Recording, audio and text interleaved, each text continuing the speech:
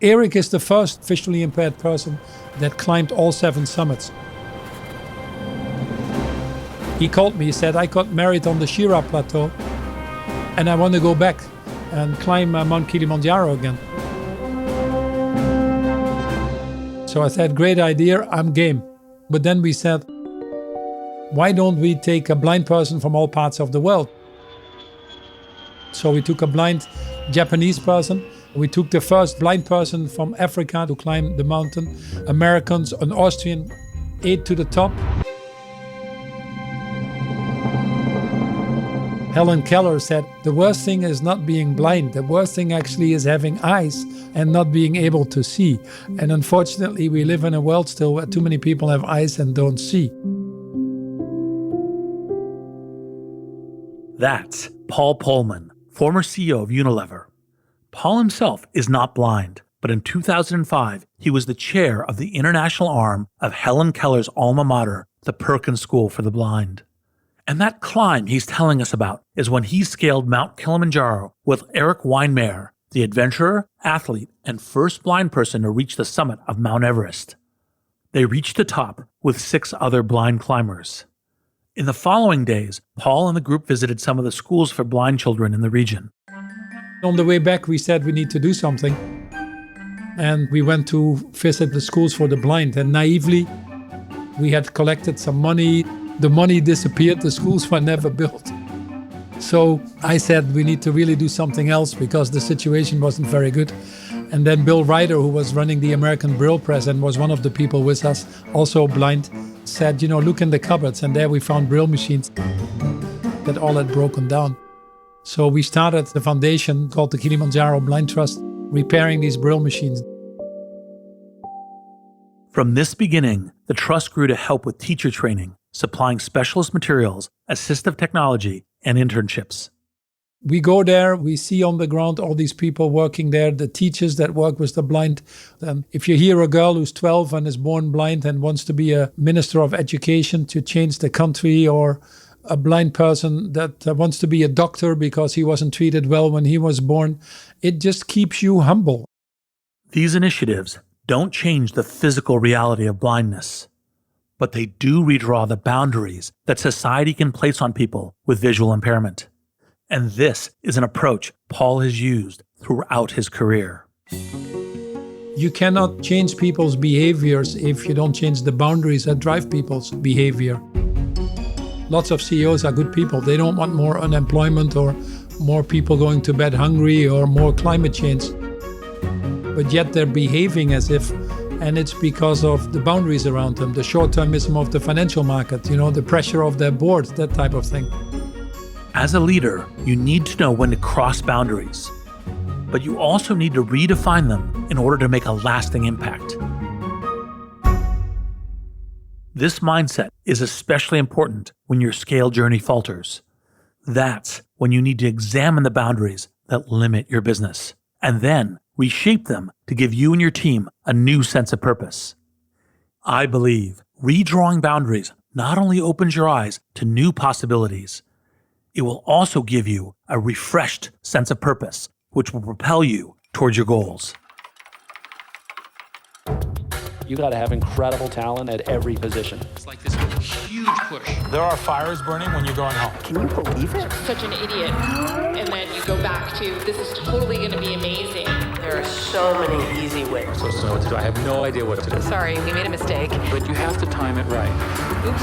Working out of a 3-bedroom apartment. Stuff that just seems absolutely nutballs. 10 years later, I'm like, well, that's just how you do it. We haven't made Just how you do it. This is Masters of Scale.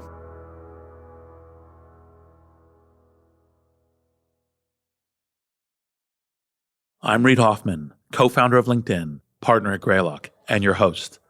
And I believe redrawing boundaries not only opens your eyes to new possibilities, it will also give you a refreshed sense of purpose, which propels you towards your goals. We often think of boundaries as limits on what we can do. Of course, this isn't always a negative thing. It's with good reason we teach kids boundaries from a young age. Don't stick your hand in the flame. Refrain from repeatedly hitting your uncle in the kneecap with that ladle. And we, of course, need to respect other people's boundaries when it comes to social interaction and behavior. Then, there's the more obvious physical boundaries that keep us safe, like that fence around the lion enclosure. But boundaries don't always need to be limits. There are boundaries that help define who we are and where we want to go. And as both these things can and should change as we grow, we should always be prepared to redraw these boundaries. This could be as simple as a leader moving their desk to dissolve the invisible but very clear boundary between CEO and day one hire. Or it could be a wholesale reimagining of what your business does. At its most powerful, the art of redrawing boundaries can reinvigorate your team with a new sense of purpose. And that new sense of purpose will power a renaissance in idea creation, ambition, and ultimately scale. To illustrate this, I wanted to speak to former Unilever CEO Paul Polman because of his unrivaled success in instilling purpose in his teams by reshaping limits. Unilever is home to consumer goods brands as varied as Dove soap, Ben & Jerry's ice cream, and Vaseline, and sees an annual turnover close to $60 billion. When Paul took the helm in 2009, the company was reeling from the impact of the global financial crisis and years of lackluster performance. Paul famously turned the company around by redrawing the boundaries of the company's mission to emphasize sustainability and long-term growth. However, in his younger days, and by his own admission, Paul initially struggled to find a purpose of his own. Eventually, he fell into studying business and economics. When he graduated, he found himself without purpose. Economics wasn't really what got me up in the morning, if I may be honest. But I saw the emergence of an MBA program that hadn't come to the Netherlands yet. My English was very poor, it still is, but it was even worse then. So I thought, why not go to the US? Paul went to study at the University of Cincinnati, the hometown of the consumer goods giant Procter & Gamble. After graduating, Procter & Gamble hired him to work back in Europe. After a few years, P&G sent him to Newcastle, England, to head up a business they'd recently acquired. Now it happens to be that Newcastle, you know the expression bringing coal to Newcastle, but unfortunately read coal, shipbuilding, steel, they all had gone belly up. And this was the first time in my life that I actually saw second generation unemployment. Paul discovered that his predecessor had redrawn the boundaries of his role to encompass more than just benefiting the company. He had gotten involved in the community. We were the biggest employer there. He was working with schools, with drug programs, educational programs. So this is what I call the pivotal moment in my life, where I became from half a person, focused on my family, my career, and frankly, the company more than anything else, to also discover that there's more in life. And to me, it was an awakening, not a day too early. That was really a growth experience beyond the company itself. The experience shifted Paul's perception of leadership, specifically the boundaries that defined his role as leader. And this had a surprising impact on Paul's team. I actually discovered one feeds on the other, and it also really gets reflected in not only the standing in the communities, but also in the engagement of your employees and all the other things. It's a clear example of how changing the limits that define your role can give an entire team a sense of purpose.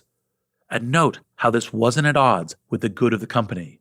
It actually helped reinforce engagement, camaraderie, and ultimately the company's success.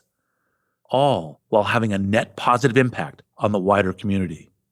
I also want you to think about the impact this had on the next generation of leaders. Executive coaching is valuable, but there's too much emphasis on coaching the leader as an individual rather than as part of a team. But the wider role that Paul discovered in Newcastle, and which he then embraced, served as a kind of embedded executive training. All the leaders under Paul saw how widening the boundaries invigorated everyone, and they would mostly take this on board in their future leadership roles. Paul rose through the leadership ranks of P&G. By 2001, he was group president for Europe, based in Geneva. In 2006, after 27 years with the company, he decided to retire. However, Nestle CEO Peter Brabeck convinced Paul to take on the role of CFO at the company. This would be a significant expansion in Paul's experience. By his own admission, he was a marketing guy, not a finance guy. I could only gain experience from this and probably grow. So I accepted. But I asked him, give me 3 months. And in these 3 months, I really drank from a fire hose, because before that, I didn't know anymore the difference between an income statement and a balance sheet. But I quickly had to catch up. After his self-created CFO bootcamp, Paul joined the Unilever executive team at the Taj Mahal Palace Hotel in Mumbai to celebrate the handover from outgoing CEO Patrick Sesko. But as they were preparing to eat, tragedy struck. We had agreed to sit by the swimming pool, but because of rain that was predicted, we ended up in a corner room in the building itself, and then the terrible event happened. That terrible event was the harrowing attack and siege of the building, which was part of the 2008 Mumbai terrorist attacks. We were stuck there, but incredible to see how people rise to the challenge. I was welcomed the night before by Karam Bir, who ran the Taj, and he's still a good friend. He lost his wife and 2 children. He kept working, even after the disaster, and kept taking care of the guests. This kind of astounding heroism was shown again and again by the hotel staff on that awful day. Malika was one of the helpers, and she got cornered with us. And so we were locked in this room, laying on the ground, lights off, telephones off. And, she was just amazing. And again, it was just all focused on us. That night in Mumbai, 175 people lost their lives, including many in the Taj Hotel. Paul and his party were among the fortunate ones who escaped, thanks to the quick-thinking staff of the Taj Hotel. So I realized that night a few things more than I've probably done in my life, that, how precious life is, but also the goodness of people.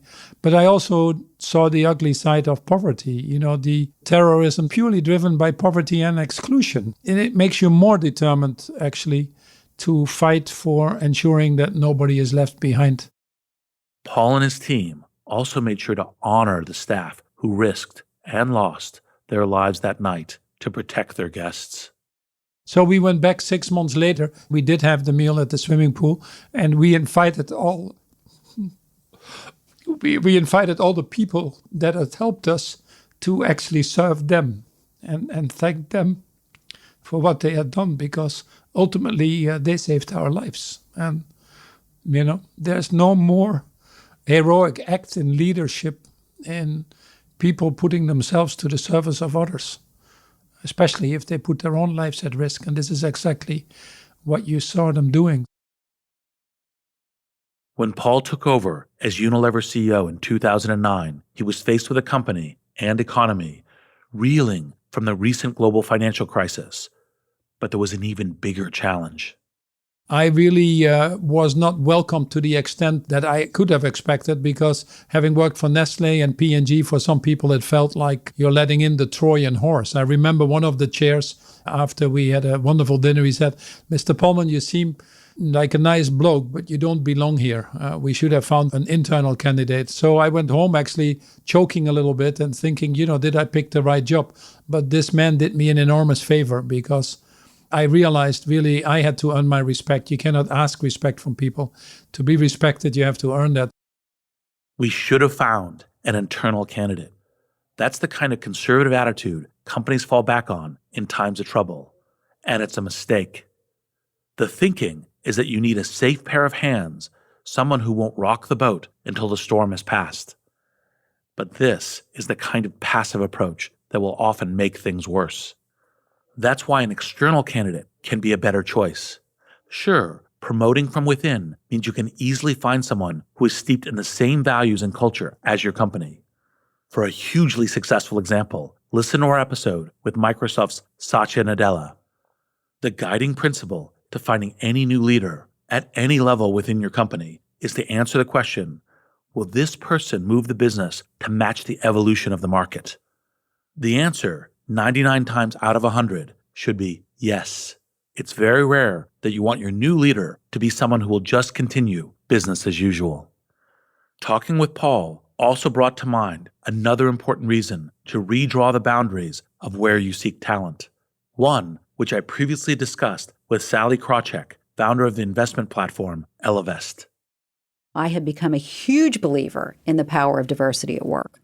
This is in part because I grew up in an industry, Wall Street, that calls itself a meritocracy that has given poor returns for shareholders through the course of a cycle for a long, long time, but yet continues on.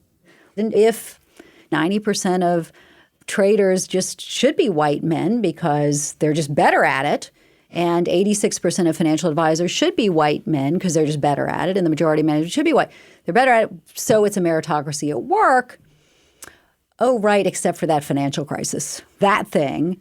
Do you know that for a long time after the financial crisis, diversity went backwards on Wall Street? Backwards. Oh, God. And it's actually not unusual for industries that go through a period of crisis where you circle the wagons. And what I saw was we'd love to promote this woman or this person of color, but we can't take the risk. So everybody reverts to their comfort and uses that excuse the fact that we're in the midst of this battle. You can hear more of that discussion in the Master of Scale episode featuring Sally, titled Check Your Blind Spot. Someone from the outside of your organization is likely to have a fresh perspective, as well as a sense of purpose that is not bound by the company's established way of doing things. Paul knew this, and he wanted to drastically reframe the boundaries at Unilever in order to help the entire team rediscover their sense of purpose. But before he could do that, he had to break through the intense resistance to his appointment. We're back with Paul Polman, former CEO of Unilever. If you're enjoying this episode and want to share it with friends, send them the link mastersofscale.com/Polman. That's Polman. And to hear my complete interview with Paul, you can become a Masters of Scale member at mastersofscale.com/membership. Before the break, Paul had just taken over as CEO of Unilever. As the new leader, he was set to be the catalyst to revitalize the company.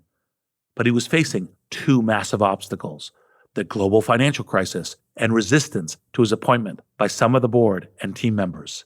He needed to find a way to cut through both these crises and quickly redraw the boundaries that held the company back. So because it was the financial crisis when I came, just to stand on the soapbox and say, run faster and set your goals higher is not really the way to do it. So I studied the company and the history that perhaps was a little bit forgotten. That history began with the first Viscount Leverhulme, otherwise known as Lord Lever, who co-founded soapmaker Lever Brothers in 1884. He didn't start his company for the shareholders. He wanted to address the issues of hygiene in Victorian Britain when one out of two babies didn't make it either past year one. So he invented Lifebuoy or Sunlight bar soap, and that's how his story started. But always he built houses for the workers, was the first one in the UK, was installing pensions. In World War I, he guaranteed the jobs back and kept paying those people. That's why they had the highest number of volunteers. And then the more I studied him, the more I thought, why not go back to these values that really underpin the success of the company and make people proud again to be part of that and start to then build off that, the new values that we needed in today's society. Note how Paul went back to the founding roots of the company. He quickly saw that over the decades, Unilever had narrowed its boundaries. Originally, it had an expansive mission that knitted together social welfare and profits, and this had helped the company thrive for more than a century. But gradually, the company had narrowed the boundaries of its remit to short-term profit, and now it was struggling. With the financial crisis, the pressure was on to double down on the short-term approach and kick the original vision of Lord Lever even further out of bounds. So whilst most companies during the financial crisis started to hunker down and cut costs, etc., I really didn't have that option because we had come from that and we had already found out that you can't save your way to prosperity. So I had to grow, I had to invest, and that probably gave us a little bit of a head start. Paul was convinced he needed to broaden the boundaries of Unilever's mission and address the wider, long-term issues that threaten us all, but often aren't seen as being the concern of individual companies. And to do that, he made a move that has become boardroom legend. I stopped quarterly reporting. I stopped giving guidance. Over a decade later, this doesn't seem so extreme. And the way Paul tells it underplays just how hugely controversial this move was. But back in 2009, it was explosive. Paul was radically and publicly redrawing the boundaries that were keeping Unilever from pursuing its purpose with vigor. For investors focused on short-term gains, the move was too much. So the share price dropped 8% when I announced no quarterly reporting anymore, no guidance, because, probably the reaction was new CEO and bad news is coming. It was probably a lack of trust. Part of what makes businesses work is an intense focus on core objectives, revenue, costs, market share. This focus is what allows businesses to be among the most efficient types of organizations that human beings tend to create. But there's a balance to be had. And widening the boundaries of the business's focus to encompass, for example, playing a good role in society or preserving the environment doesn't necessarily mean losing focus on profits and share prices. For Paul, communicating this to shareholders and a wider market focused on the short term was never going to be easy. This is why he saw the controversy around cutting those quarterly reports as an opportunity to prove out his new direction. So what we had to learn the hard way, may I say, is how do we explain that value creation model to the financial market? And how do we attract the right financial investors to be aligned with that? Most of the CEOs know that they have a short tenure. The average tenure is probably 4.5 years now for a publicly traded company in the US. So they cater or dance to the pipes of the current shareholders. So I knew that a lot of my current shareholders were not the right shareholders. Fortunately, by not having quarterly talks, our communication became more strategic and we started to attract more strategic shareholders. A leader should work on the forest, not in the forest. And I was trying to reshape the forest by doing this, if I may call it that way. Remember, this radical move to cut out quarterly earnings reports was part of Paul's plan for a wholesale redrawing of the boundaries that governed Unilever. He wanted to move from an intense focus on the short-term bottom line to an expansive view that looked to the long term and the greater good. But to have any hope of making it work, there was an even more important group of people he needed to convince: his team. But the first thing we did was, you cannot build a purpose-driven company if the people are themselves not purpose-driven. You cannot build a sustainable company if the people themselves are not sustainable. It was another situation that needed boundary-pushing action rather than a soapbox speech. For inspiration, Paul looked to his friend Bill George, author and former CEO of medical device maker Medtronic. Paul recalled visiting a Medtronic pacemaker factory to study quality control methods. When I was there, he actually had a patient coming in every month with one of their pacemakers explaining how it changed their lives. And everybody was sitting there in the canteen crying and proud of being there. And you can imagine no pacemaker left that factory without a defect. But what I learned from him was not quality control. I learned purpose. The factory floor is usually out of bounds to customers, and for good reason. But by broadening that boundary to bring customers and production workers face to face, Bill George instilled a new sense of purpose in that team. And this is an example of how redrawing boundaries can enhance the sense of shared purpose in your team. Those boundaries might be physical, like the gates of a factory, or mental, like how involved you think your company should be in the wider community. Paul asked Bill to help him reshape the purpose-blocking boundaries at Unilever. We started to work with Bill George based on his book True North and all that, on finding our own purpose. And then it was very clear to me that you cannot change people's behaviors if you not only work on the purpose, but also if you don't change the boundaries around it that drive people's behavior. Picture a bobsled run.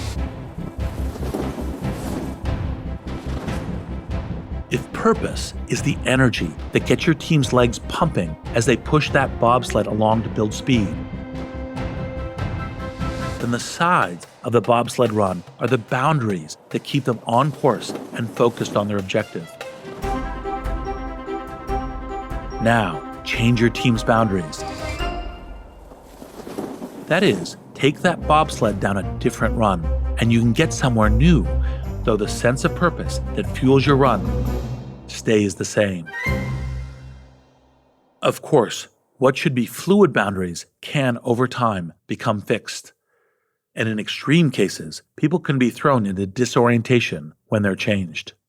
Some people decided to move out of the company. Some people wanted different positions in the company. But collectively, we started in that process working on the company purpose. When you redraw boundaries, an unavoidable side effect is that you will exclude some of your current stakeholders. But this isn't a reason to compromise.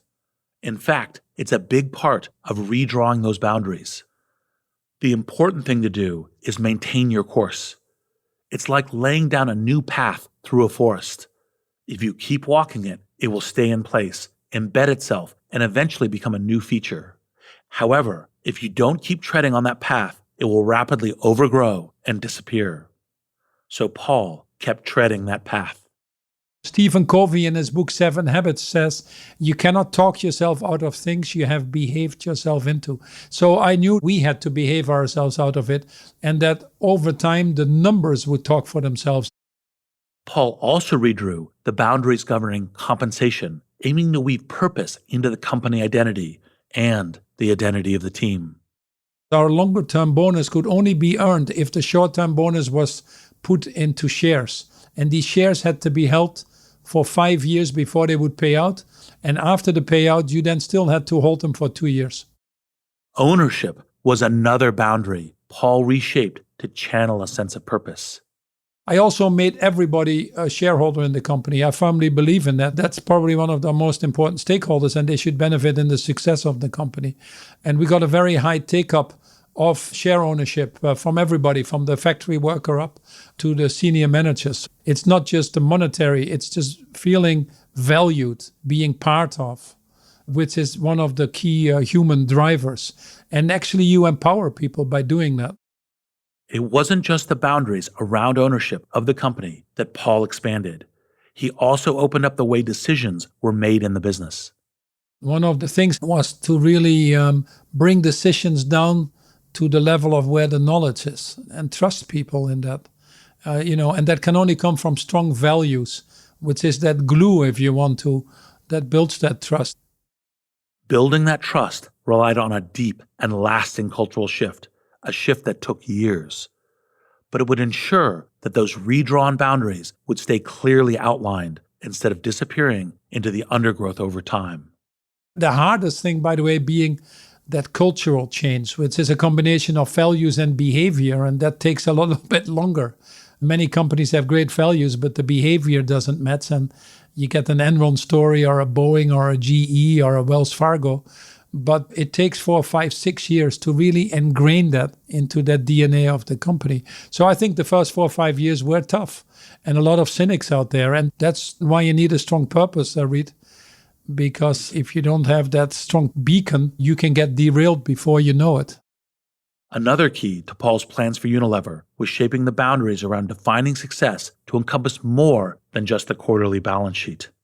Fortunately, because we were making this model of decoupling our growth from environmental impact, maximizing our overall social impact, putting these bold targets out there, we had to start explaining to the financial community why that was a good thing and why it needed to be seen by the cultural changes we were making, the talent that we were hiring, the structural changes that we were putting in place, the portfolio changes that we were driving, and why that was such an integral part of this. And the more we could explain that to them and link that to results, fortunately, we had 10 years of consistent top and bottom line results, outgrowing most of these years our competitive set, the more we built trust. But it took probably 4, 5, 6 years, also in the company. In 2012, then UN Secretary General Ban Ki-moon asked Paul to serve on a panel to set goals at the Rio Conference on Sustainable Development. We had 2.5 years of incredible listening to all parts of society, farmers, handicapped people, young people, people from different parts of the world. I saw the power of business and the private sector and how we could develop these goals, how it was quite an achievement to get 193 countries in to sign this agreement and to actually put themselves behind it. After helping set the UN's targets for 2030, Paul used them at Unilever to help redefine the boundaries of the firm's brands and instill each with a new sense of purpose. all of our brands got a mission to fulfill some of these needs as expressed in the Sustainable Development Goals. So that's how we got into building toilets as a core purpose and bringing self-esteem to women, protect our forests and our natural resources. But we saw that these brands that actually were more purpose-driven were actually growing faster and more profitable as well. And it became easier to explain to the financial markets that we were onto something. And the ball started rolling, and success creates success. After 10 years at Unilever, Paul left to focus more on breaking down these boundaries. He founded Imagine, the organization he set up to mobilize business leaders to tackle climate change and global inequality. We found that if we can get these CEOs together, they actually collectively become more courageous. They listen to each other, they drive each other higher, they set bolder targets. You de-risk the process for them. By reshaping these boundaries to encourage people and entities who may not normally work together to cooperate, Imagine helps scale a collective sense of purpose and bring it to bear on some of the world's most pressing issues.